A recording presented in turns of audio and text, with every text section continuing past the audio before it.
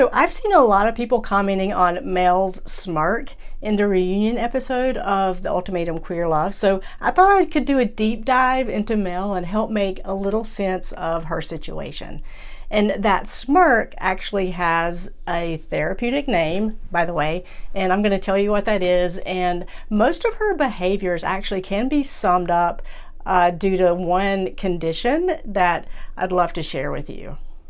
And I'll be using my lesbian dating survival guide because dating should not be harder than coming out. And I obviously didn't use any AI for these graphics. So I think you're gay. Wow, thank you. So Mel is very triggering for a lot of people, and some of the reasons are really obvious because she lies a lot.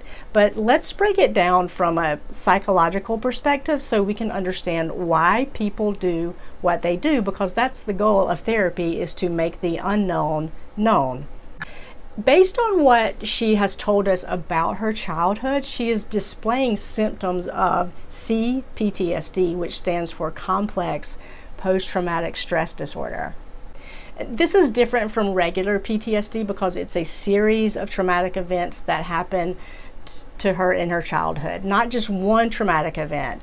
CPTSD often arises from prolonged interpersonal trauma in childhood, so there's abuse and neglect and emotional betrayal where the child was not able to escape and they weren't safe. Based on what she said throughout the episodes, she called 4 different people mother, which means there were very unstable relationships around her. The cops were called to her home over and over. Her grandmother died, so she lived with her uncle, and there was a lot. She was exposed to a lot of domestic violence, and she says she lived on her own since she was like 16 or 17. And also she says she was diagnosed with an autoimmune disorder as a teen. And this was possibly due to long-term chronic stress as a child, possibly. It's just speculation. I'm just trying to brainstorm different things that could be happening with her. When I was growing up, after my grandma passed, I lived with my uncle and his girlfriend. She would use me to help crack his passwords on the computer so that she could find out if he's like cheating. The cops were at our house every day because they were physically getting into it with each other. She says she doesn't have any family that she's close to, so I'm sure that a lot has happened to her. Stuff that she probably hasn't even told anybody.